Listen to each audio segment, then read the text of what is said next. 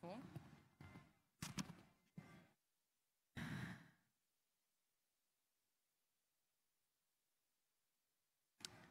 السلام عليكم. اليوم الحوار حيكون باللغة الإنجليزية، فإذا حد يبغى الترجمة المايكس are ready. You can distribute them. ارفعوا يدكم.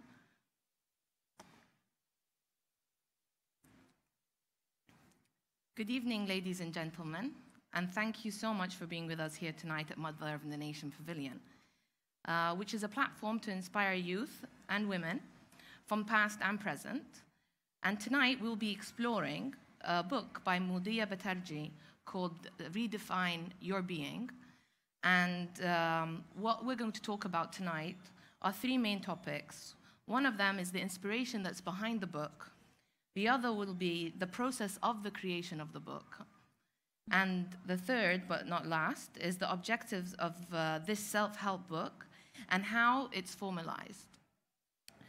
And just before I dive into the conversation with Dr. Modia, I'll just briefly describe a little bit about her background. She has a doctorate in health administration.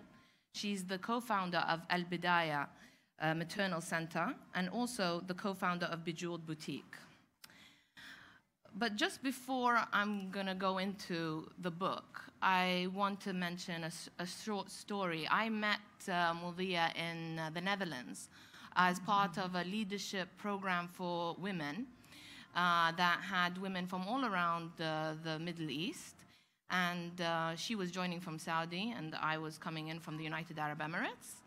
And at that time, one of the topics was that the Ministry of Foreign Affairs were conducting this 3-year program to empower women. And at that time, we had a conversation. By the end of the week that we were there, I kept hearing this word, empower, empower, empower women. And then I turned to Modia and I was like, why are we talking about empowering women? Women are powerful. I think this was one of the first conversations that we had. Yeah, well, we decided that women, specifically women from the Middle East, don't need to be empowered because we're already empowered, but we do need to embrace our own resilience. And we need to focus on our resilience and our ability to get through difficulties. And this is where the concept of the book started. Yeah. And at the time, Modia had the Bejeweled Boutique, and she was obsessed with the bee. And so I'd love you to explain more about why is the bee an inspiration and what's its connection to this book? Okay, well, I went through a difficult time in my life, and I believe everybody does. And at that time, before I went to the Netherlands, I was seeking to find a symbol for myself to remind myself daily about my own resilience and my own ability to recover from difficulties. So I did a lot of research, and online I found, I did a lot of research in symbolism. So online I found the symbol of the queen bee, which is the symbol of resilience, community, strength, frailty, and I liked the balance that the insect represented historically over time. So from the pharaonic times, the bee was always a sign of strength and power and community and giving. And I continued to research. There's a whole surah in the Quran about the bees. And it just kept resonating with me. So I decided that my personal symbol would be the queen bee. And I made myself a necklace.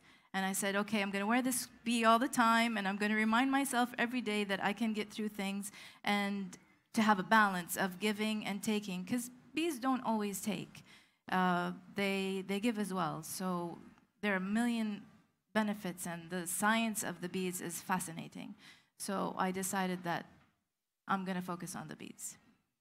And then how did that lead you to be inspired to create the book? Well, the book is just a product of the whole journey. It's one of the products of the journey. So there are several layers to this journey. And the first layer is your personal finding yourself. And I kept thinking, okay, this is great. I've become another being from going through a difficulty in my life, and I redefined who I was as a person. I decided that I needed to surround myself with people who would continue to help me support that being that I've become. So that being means somebody who wants to produce, wants to give, is resilient, is compassionate, different kinds of characteristics that I had to make a conscious decision I wanted to be. And then I decided that I couldn't just sustain myself without surrounding myself with a supportive community that would continue to feed that, that characteristics within myself. Because we do allow people in our lives that are negative. And I'll give you an example. I have a friend, or had a friend, who would answer the phone anytime I called her, and she'd say, "What's wrong? Why do you sound sad?" And even if I wasn't sad, I would automatically think, I am sad. Yeah, she can hear it in my voice. I don't know why I'm sad. And we'd have this really horribly sad conversation every time. Even if I was in a good mood, she'd put me in, she'd set that stage, and she'd dump me in it and say, "Oh, ish fiki, ta'bana, what's wrong?" And then I thought, no, I'm not going to let that kind of person in my life, because I stayed up all night trying to figure out all these things in my head. And I decided that that kind of personal growth and resilience needs to be continued and sustained with the members in my life and who I allow in my life. So I came up with the concept of building a beehive. And so I have my symbol that I wear, and then I have my personal growth of resilience, and then I have my beehive, and I kept trying to tell people the story, and I thought, I have to write this down, and I have to share it with people in a book. I can't just say it verbally all the time. So that's where, I hope I answered your question. Yeah. Can you give people an idea of the chapters of what's inside the book? And then when... Well, if you don't mind, I can just quickly. It's a very easy to read book, and people who've read it just can't stop saying how easy it is. And the reason why it's easy is because I just wrote what I felt. I didn't, so and it's the not... audience that you're... Yeah, so it's the target audience for the book is young women, and older women complain about that. They're like, well, why is it young women and not older women? Because we all go through this. But the younger women, because I feel that when you learn these things younger, it's easier for you to get through life. So I learned it in my 40s. And, I would have appreciated if someone gave me a book in my 20s and said, read this, you're going to enjoy it. So the chapters are very simple, and it's like a workbook or a journal. There are worksheets in it. In the beginning, I defined the word resilience and what it means to me. And then I have my favorite quote, which is by Oriah Mountain. And this is just a beautiful piece of literature, I believe, even though it's just one quote. Can you read that one out loud? Yeah, would you like me to? So it's titled The Invitation by Oriah Mountain Dreamer. And she writes, "It doesn't interest me what you do for a living. I want to know what you ache for, and if you dare to dream of meeting your heart's longing. It doesn't interest me how old you are. I want to know if you will risk looking like a fool for love, for your dream, for the adventure of being alive. It doesn't interest me what planets are squaring your moon. I want to know if you have touched the center of your own sorrow, if you have been opened by life's betrayals and have become shriveled and closed from fear of further pain.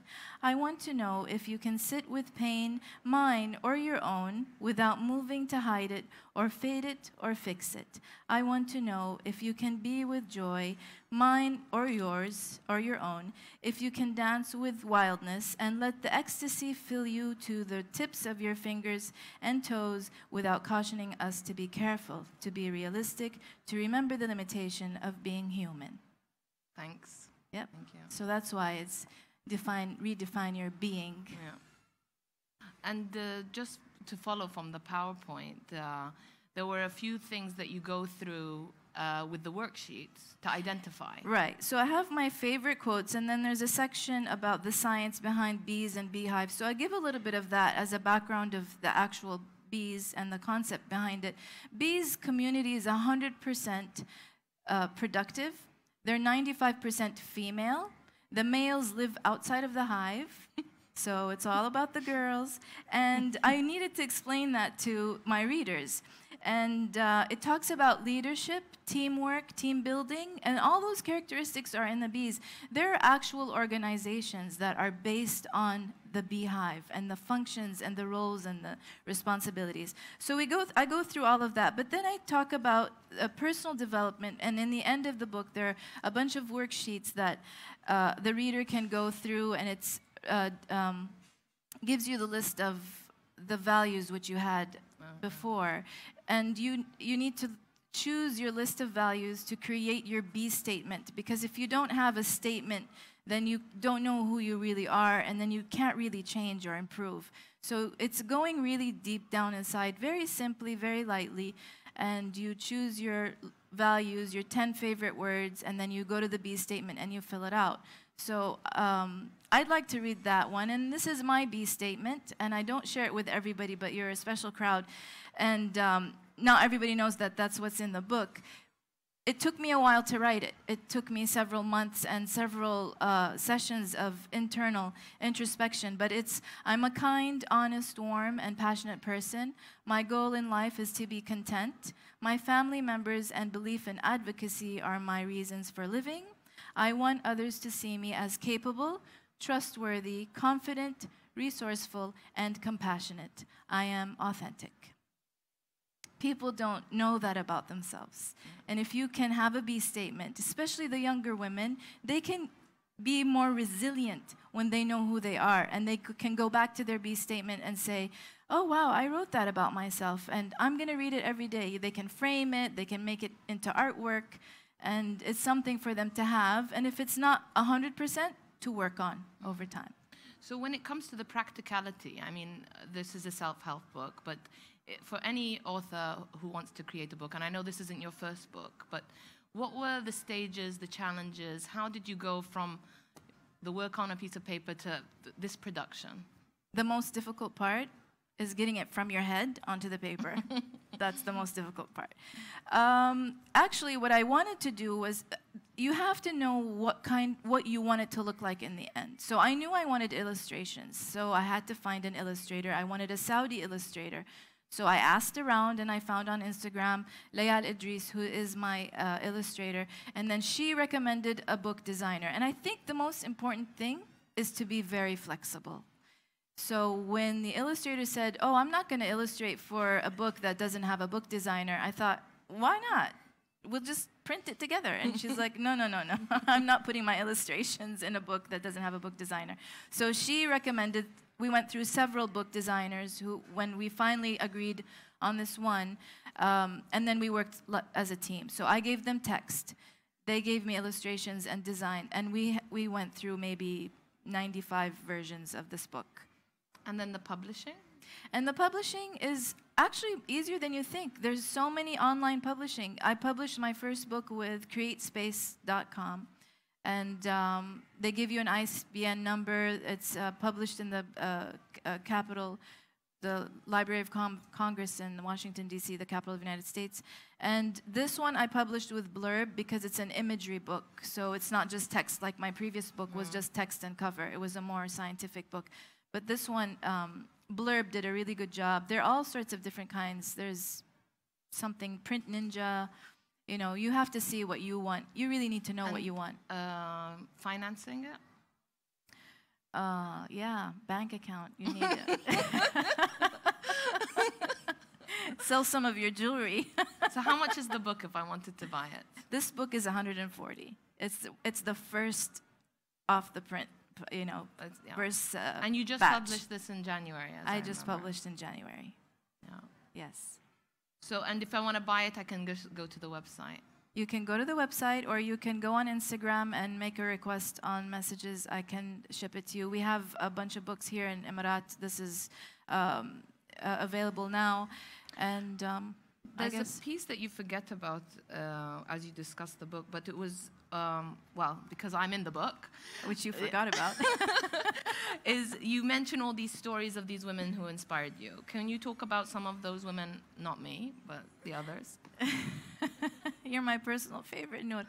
Well, honestly, I wanted I wanted real people in my book. I wanted someone who was reading the book to actually relate to different names. They're different nationalities. So I have Saudis, I have Americans, I have Emiratis, I have a Syrian lady, I have a Jordanian lady in there. And the characters I chose were people who, when I met them, I thought I could just see her as a bee. I'm like, oh my God, you're so interesting. So, you know, Noor, you know, has that like bossy bee kind of, do this, do that. She tells you where to go. She's like the foraging bee, and you know, because bees have foraging bees, and the bee's job is to share with the beehive where the flowers are, where the fruit is, and they have a waggle dance, and they actually communicate. So Noor would be that kind of bee to me. She would come and say, you turn right, you turn left, then you do the, you know, and so I found these characteristics in people because I feel it's important that we learn from nature and we find ourselves in nature. So I have another friend who's a breast cancer survivor, who's very, very gentle. She's also Noor. And she reminded me of, in the Quran, it mentions that the bees settle on the flowers without harming the petals or the leaves. They're very gentle, and they take without destroying, without destruction. And this person is so beautiful and light, and she just inspired me with her frailty. And I thought, well, she could be a bee too, because she's fragile. And then she has a stinger as well, because she was able to overcome cancer. She's strong, and that's that balance. So I wanted to show those things. And then there's another character, her name is Maggie, and she's the nursing kind of type. If you have a fever, she's there, she's taking care of you, she's making sure everything's okay, and then she disappears. And she does her thing. So I was looking for characters so that people who were reading the book could see what I meant by saying, what kind of bee are you? You know, do you know yourself well enough? Do you know the people around you well enough to have a beehive? And are you going to build your beehive with people that add to your life and not take away? And do you have future plans where you want the book to go? Well, actually, the book is a complement to the collection. And the collection I based on different styles of being, and I took those styles from fashion. And we don't have any of the screens, but if you look through the book, you'll find there's a section where these are the characters, but the different styles of fashion. So you have like the traditional lady, and this is why I wanted illustrations, so you can illustrate. In fashion, you have traditional, feminine, romantic. You have the traditional is classic, feminine, romantic, creative beings, and you know they dress characters according to that personality. But if a person doesn't know themselves well enough, they wake up in the morning, they have a job, so they dress like an executive. But then they go in the evening and they have a party and they wear feminine, romantic, like a big Spanish dress. But they're not being authentic to themselves because they don't know who they are inside. And I wanted to demonstrate that with my jewelry. So the jewelry collection, because I wore a necklace and I wanted to share that with other women, that maybe people didn't like my style or the bee that I chose for myself, which is a very traditional, elegant bee. So I made a creative bee with beads, and I made bracelets with beads as well, and I made this ring and different kinds so that it could match the 7 styles of the different kinds of women that fashion has identified. So the book complements the collection. So you'll find in there that this bracelet matches this character, matches this style of person, of being. And then these pieces of jewelry are like constant reminders that you hold with you. Yeah. When you've identified your yeah, statement. The point of the Bee Jewel Boutique is that it's advocacy and design. It's an integration of advocacy and design. So my sister and I founded Bee Jewel Boutique, and the point is not, I mean, we can buy jewelry, and we buy jewelry all the time, but it doesn't mean anything anymore unless it's a brand. So you wear a Cartier, or you wear, and then it gets more expensive and bigger, and then you just have all this jewelry that doesn't really mean anything to you. But if you get a piece that means something to you, and someone like your mom says, oh my gosh, you're a creative bee, and this is the collection now, and I want you to wear this, it means something. Humans love symbology. Historically, we love symbology. So I wanted to move jewelry to be more of a luxury for a cause, not just a luxury to have it because it's a brand. So I'm also trying to change that movement, but I can't give that message without the book. So people sort of have to read it to understand what the thing is behind it. When you mention advocacy, do you mind sharing a little bit more about what you've done beyond the book? Of course, I don't mind. So I graduated from my master's degree in health fitness management, and I had these huge dreams about managing Saudi Arabia's diabetic epidemic.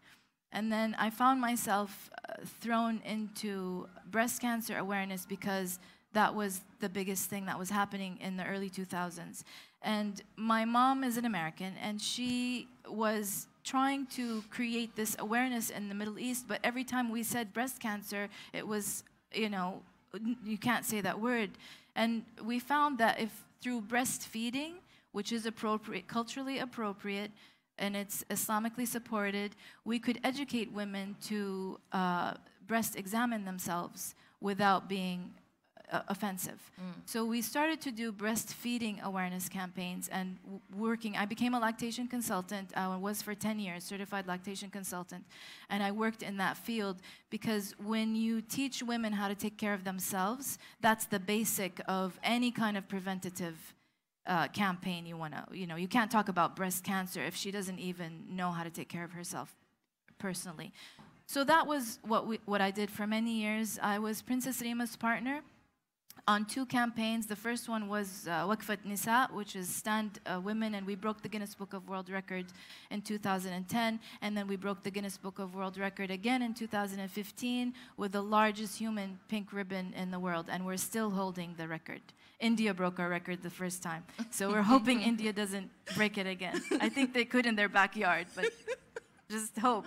And then after that, I mainly was about women's health and awareness of that, infant care, because breastfeeding is preventative for many diseases. Like the whole diabetes thing was put into perspective, because if you breastfeed an infant, they're less likely to be diabetic than to once they're diabetics. It's management. So it's really just a continuous journey for you from that advocacy to now. Yeah, it's not just about physical health, but also mental health.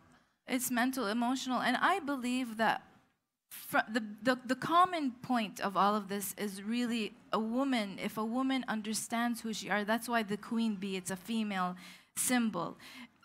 Once you set a mom up or a woman up in the society, that's the core of the society. So if the home is healthy, if she's healthy, her kids are healthy, her home is healthy, mind, body, and soul, I'm not just talking physically, then the society is healthy. And then, so here we are, Saudi Arabia is Vision 2030, women are going to go and drive, but do they know who they are?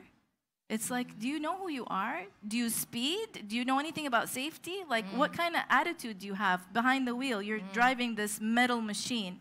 So for me, it's like, I want to reach out to them and say, let's do team building first before we start driving. Let's do self-awareness. Because it's so raw. And I think this kind of thing is important. Yeah.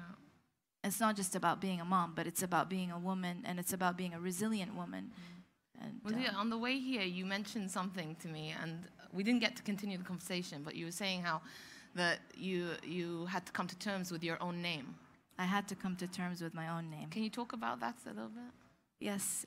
So my name is Modia, and I'm named after my great-grandmother, who is Modia Jules Cunningham. She was an American who lived in Kentucky. She was originally from Scotland. And my father's from Saudi Arabia, from Jeddah, the historical city of Jeddah, which is a UNESCO site, and he is very proud of his history. But when my parents had me, they didn't think of the dichotomy it would cause. And I was born in the States, and Modia Jules Cunningham passed away when my grandmother was only 3 years old.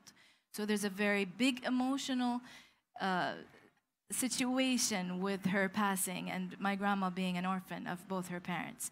So when I was born, my mom decided to name me Modia as a gift to her mom, and reviving that there's a namesake and so on and so forth.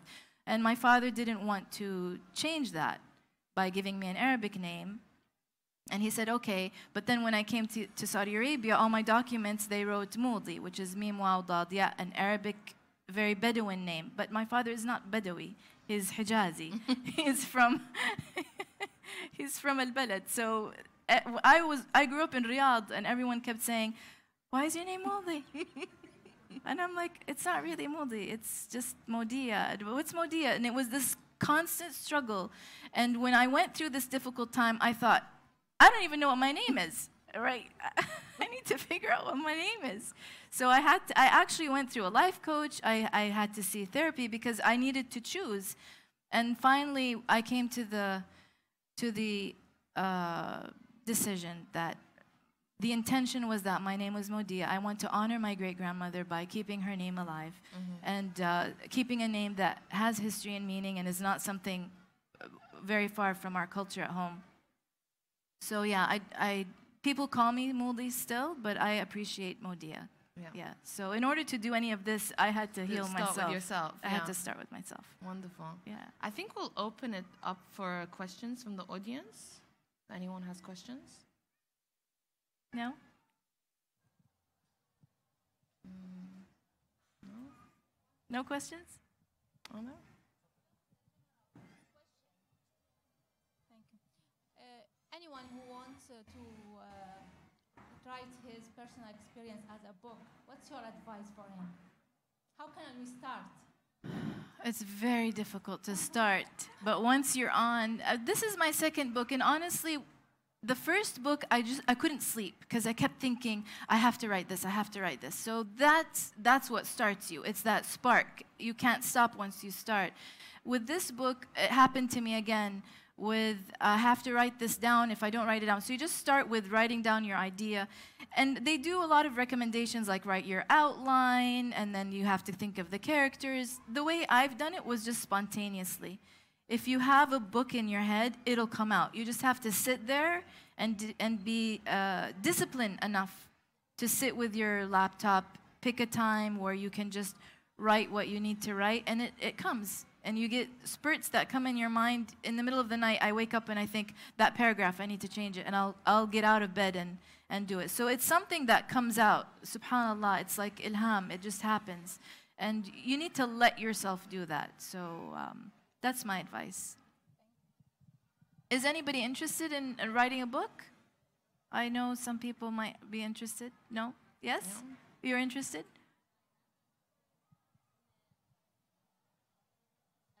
أحس إني I am interested بس أنا عندي مليون ألف فكرة ومليون ألف ستوري ومليون ألف أشياء مؤثرة استوت في حياتي.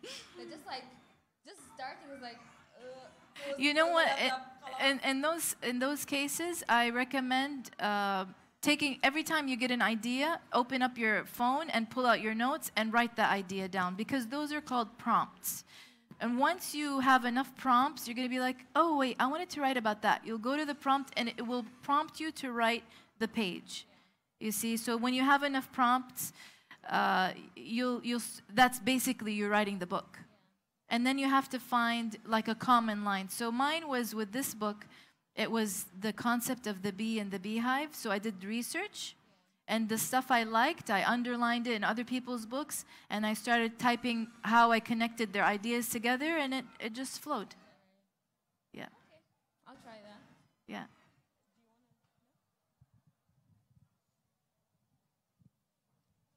Thank you for all that you shared and how honest you are and your struggles. And I was thinking, like, it's so symbolic how you said that the beehive, they're female, and the male men are outside. And I kind of feel like that's how our society is. Yep. Like, women have been ready, but it's just getting our men up to speed. And what could, like, for me, I have 2 daughters, and I wish I had a son so I could, raise a son to empower women. What could women do that have sons?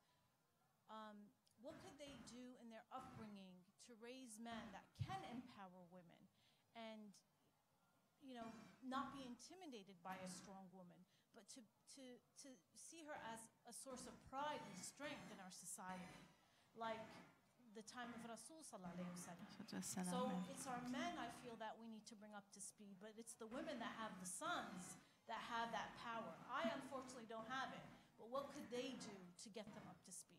Well, the first thing is that we have to recognize that men and women are not equal, and we will never be equal. We are just as valuable, we're just as important as each other, but we're not equal. We all each have our own roles. And when I was doing the pink ribbon with Princess Rima, I was her spokesperson for the news, so people would ask me they would say, so finally women are like men. And I said, no, we don't want to be like men. I don't want to be a man, thank you very much. I like being a woman. And I'll be a woman, and he can be a man. I do my things, and he does. Just because I stood in a pink ribbon and broke the record doesn't mean I want to be a man. So you're right. Men do see that as, oh, now you're going to be a man. But the thing is, women are the ones who are raising the men. Mm-hmm. Yes? So we are the ones who are setting the story. We're writing the narrative. Whether you have a son or you don't have a son, you have daughters that would eventually change the narrative. So women have to change the narrative in themselves. Men will follow because the beehive is 95% women. The men live outside. They're the drones, right? And they're not as influential as we are. So in Saudi Arabia, women are extremely powerful, and they let the men think that they're in charge. But in reality, the women are in charge. We are in charge, and we chose not to drive for all these years. It was the women who were against the women. When the women decided to change the narrative, then it was okay. And that's the reality of it. So as moms, that's why I'm saying it's so important that moms have to decide how they want their country to be, how they want their home to be. And that's whether they're daughters or sons, it doesn't matter. We're setting the scene, and we have that power. And it's not really about empowerment, because we are empowered. That's why I have a little bit of a sticky point with the word empowered. Saudi, Middle Eastern women are very empowered. We know who we are, we know what we're doing. But maybe we haven't embraced our resilience. Maybe we fall too fast, or we give in too quickly. We need to know that we are resilient, and we have demonstrated that. Saudi women have demonstrated that with mobility. We have not been mobile for years, but we have jobs, we have kids, we go to the supermarket, we travel, all with a driver or sometimes with nothing. We figure it out. We found ways to continue our households and be queens, where in reality we were all struggling for many, many years under this difficult time that we've been struggling with since 1979. And honestly, we're very grateful for MBS. And my favorite quote was him saying, "We are restoring Saudi Arabia to how it was." Because those are the memories that I have in the early 70s of how it was. And now it's coming back. It's just an amazing time to be alive. Wonderful. Thank you so much. Is there any other questions? Hi. What do you recommend to young girls who want to have like this self-love and self-confidence, like to young authors who want to write books, but they don't really know how to get their feelings out there, and they don't feel comfortable with doing that? What do you recommend? I recommend for the young ladies, honestly, number one, there's a misconception currently nowadays with social media about confidence. And there's a section in my book about confidence. And they think that, you know, exposing themselves or taking pictures of themselves is showing confidence. That's not confidence. Confidence comes from within, and you don't have to prove your confidence to anyone, number one. Number two, if you have dreams and aspirations, find someone older than you who you look up to and ask them if they'll be your mentor. Because someone like me would love to mentor someone like you. And I would love to show you the ropes so that you don't waste your time like I did. You see what I'm saying? So if you know someone you like and you think that they would be a good role model, approach them and say, I want you to be my mentor. And what does that mean? You can call them whenever you have a question. You can ask them to find you contacts with somebody who might know how to get to whatever information you need. And you're guided by someone who's professional, who's mature, and will actually help you attain your dreams. And it might take 1 or 2 sessions. I have about 2 or 3 mentees. One of them was her senior year, and she used to come to my house and hang out and just talk about stuff. And another one, she would come to my office, and she just needed help with with her self-confidence. She needed someone like me that she looked up to say, oh my God, you're amazing. And then she was fine. And she took off on her own. But I'm approachable for them. So I recommend finding a woman that you look up to do that. Or a man. It depends on what you're looking for, which field. Yeah. To And find it's a part mentor. of what you were saying about creating your beehive. And Creating not just your one beehive. person can give you everything, but there could be many people who give you different things that you need. Yeah, people have different roles, and they play different roles in our lives. So you'll find somebody that comes into your life at a certain point, and then they disappear. Then they've done their role, they've been a good influence, and then they move on. And, you know, things like that. Because you're building a life, and you need different building bricks or blocks. If we don't have any more questions, I think we can close the session. Yeah. I'd like to thank you so much Thank for your you. honesty. Congratulations on your book. Thank you. And thank you for joining us here at Mother of the I Nation. appreciate it. Thank Thank you, you all everyone. for coming. Thank you so much. If anybody has any more questions or wants to see a copy of the book before they leave, Or my Modia is business here. cards. I have my business cards if you want to share. Thanks.